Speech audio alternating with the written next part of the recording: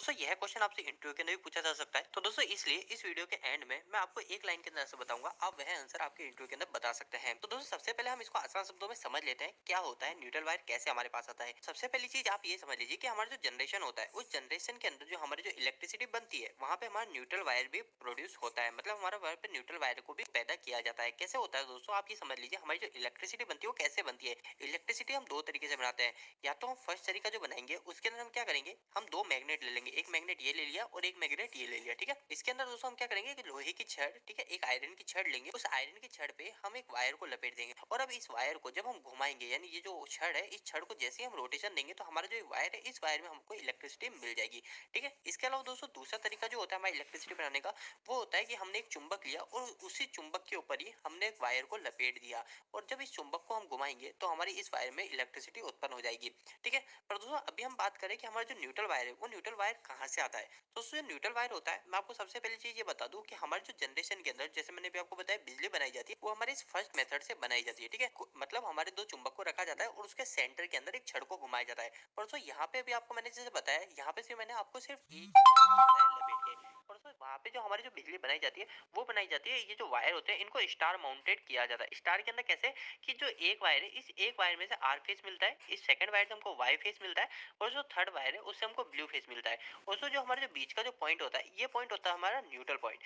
परसों अब हमको जो जहाँ पे बिजली पैदा हो रही है वहां पे तो हमको थ्री फेज और एक न्यूट्रल मिल जाता है। परसों हमारी जो ट्रांसमिशन लाइन होती है, जो हमारे जनरेशन से लेके दूसरे सिटी जहाँ पे हमको बिजली चाहिए, तो वहां पे हमारे टावर के थ्रू बिजली को भेजा जाता है। दोस्तों वहां पे जो टावर होते हैं, उस टावर के अंदर हमारे न्यूट्रल पॉइंट को नहीं ले जाया जाता है। हमारा जो जनरेशन पॉइंट होता है, इसी जनरेशन पॉइंट पे जो न्यूट्रल होता है, इस न्यूट्रल को यहीं पे ही ग्राउंड कर दिया जाता है। और जो हमारी जो ट्रांसमिशन लाइन होती है, उस ट्रांसमिशन लाइन के जो टावर होते हैं, उस टावर में हमारे सिर्फ थ्री वायर का ही उपयोग किया जाता है। तो दोस्तों ये पॉसिबल कैसे होता है कि हमारे जनरेशन के अंदर तो हमको फोर वायर मिले, पर हम ट्रांसमिशन लाइन के अंदर ओनली फॉर थ्री वायर ही भेज रहे हैं, ये कैसे पॉसिबल है। तो दोस्तों ये पॉसिबल है हमारे ट्रांसफॉर्मर के जरिए। हमारा जो ट्रांसफॉर्मर होता है, उस ट्रांसफॉर्मर के अंदर हमारे जो वायर जोड़े जाते हैं, वो दो तरीके से जोड़ सकते हैं। या तो हम उसको स्टार पॉइंट पे जोड़ सकते हैं, या फिर हम उसको डेल्टा पॉइंट पे जोड़ सकते हैं। ये स्टार और डेल्टा क्या है, इसमें ज्यादा कंफ्यूज नहीं होना है। आप कभी किसी थ्री फेज मोटर के कनेक्शन किए तो आपने देखा है, एक हमको स्टार में भी चला सकते हैं उस मोटर को, एक हम उसको डेल्टा में भी चला सकते हैं, है ना। दो तरीके से मोटर को चलाते हैं थ्री फेज को। तो वही चीज है दोस्तों यहाँ पे भी, हमारे ट्रांसफॉर्मर होता है, उस ट्रांसफॉर्मर के अंदर भी जो वायर कनेक्ट करते हैं वो दो तरीके से कर सकते हैं, एक तो स्टार कनेक्ट और एक होता है डेल्टा कनेक्ट।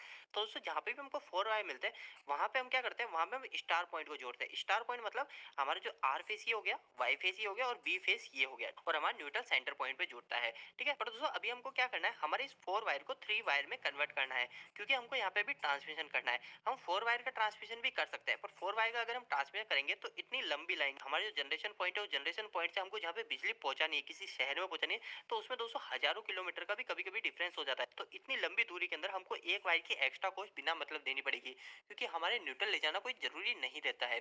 तो दोस्तों इस समय हम क्या करते हैं, यहाँ पे हमारा जो स्टार पॉइंट होता है, इस स्टार पॉइंट को हम डेल्टा पॉइंट में कन्वर्ट करते हैं ट्रांसफॉर्मर के जरिए। मतलब जो हमारा ट्रांसफॉर्मर होता है, जो जनरेटिंग पॉइंट पे लगाया जाता है, वो ट्रांसफॉर्मर हमारे फोर वायर को थ्री वायर में कन्वर्ट कर देता है, जो कि आर वाई और बी रह जाते हैं। अब दोस्तों बिजली जो होती है वो जनरेटिंग पॉइंट से हमारे सिटी के अंदर आ जाती है, हमारे शहर के अंदर जाती है। अब शहर के अंदर जो सब स्टेशन होता है, उस सब स्टेशन के थ्रू हमारी जो बिजली है, वो बिजली हमारे एक एक इलाके में पहुंचाई जाती है। तो दोस्तों अभी तक हमारी जो ट्रांसमिशन लाइन है, सब स्टेशन है, फिर बाद में हमारे जो मोहल्ले के अंदर हमारी जो बिजली है, वो हमारे थ्री वायर तक ही आती है, ठीक है, हमारे टावर तक थ्री वायर तक ही आती है। पर उसके बाद में दोस्तों जब हमको डिस्ट्रीब्यूट करनी पड़ती है, मतलब हमको एक एक घरों के अंदर बिजली भेजनी पड़ती है, या फिर हमारे कोई किसी इंडस्ट्री के अंदर यूज करनी पड़ती है, तो उस थ्री वायर को हम फोर वायर में वापस से कन्वर्ट करते हैं। तो दोस्तों यहाँ पे हम वापस से फोर वायर में कैसे कन्वर्ट करते हैं, तो ये करते हैं हम वापस से ट्रांसफॉर्मर के जरिए। तो दोस्तों हम यहाँ पे जो ट्रांसफॉर्मर यूज लेते हैं, जो हमारा डिस्ट्रीब्यूशन ट्रांसफॉर्मर होता है, उसके अंदर हमारी जो वाइंडिंग होती है, वो वाइंडिंग की जो प्राइमरी वाइंडिंग होती है, वो होती है हमारी डेल्टा कनेक्टेड। डेल्टा कनेक्टेड के अंदर हम आर वाई और बी, आर वाई बी तीन फेज जोड़ते हैं, और जो हमारा जो आउटपुट पॉइंट होता है, जो हमारा जो सेकेंडरी वाइंडिंग होती है, वो सेकेंडरी वाइंडिंग जो इंटरनली कनेक्ट होती है, वो कुछ इस तरीके से कनेक्ट होती है। मतलब अगर हमने इधर आर वाई बी दिया, तो हमारा जो दूसरा पॉइंट है, जो हमारे जो आउटपुट का पॉइंट है, वहां से हमको एक में आर मिल जाएगा, एक में वाई मिल जाएगा और एक में बी मिल जाएगा। और हमारे जो इन तीनों वाइंडिंग का जो सेंटर का जो पॉइंट है, जिसको बोलते हैं कॉमन पॉइंट, या फिर आप इसको बोलते हैं स्टार पॉइंट, ये जो स्टार पॉइंट होता है, इसी से हमको मिल जाता है न्यूट्रल, और इसी न्यूट्रल को हम यूज में ले सकते हैं। दोस्तों इसको देख के आपको बिल्कुल भी कंफ्यूज नहीं होना है कि ये स्टार पॉइंट क्या होता है, या फिर जो कॉमन पॉइंट होता है ये क्या होता है।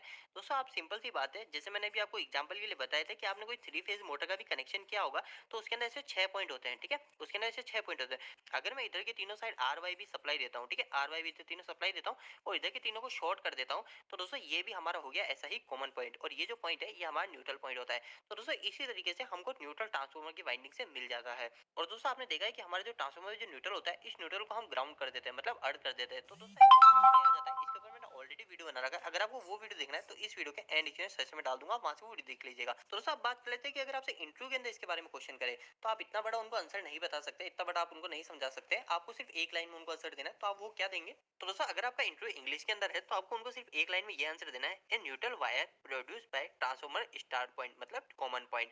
और अगर आपका इंटरव्यू हिंदी के अंदर है तो आपको सिर्फ यही लाइन को हिंदी में बोलना है कि जो हमारा जो न्यूट्रल वायर होता है वो हमारा प्रोड्यूस किया जाता है ट्रांसफॉर्मर के जरिए। हमारा जो ट्रांसफॉर्मर होता है वो ट्रांसफॉर्मर हमारे न्यूट्रल वायर को प्रोड्यूस करता है। कैसे करता है?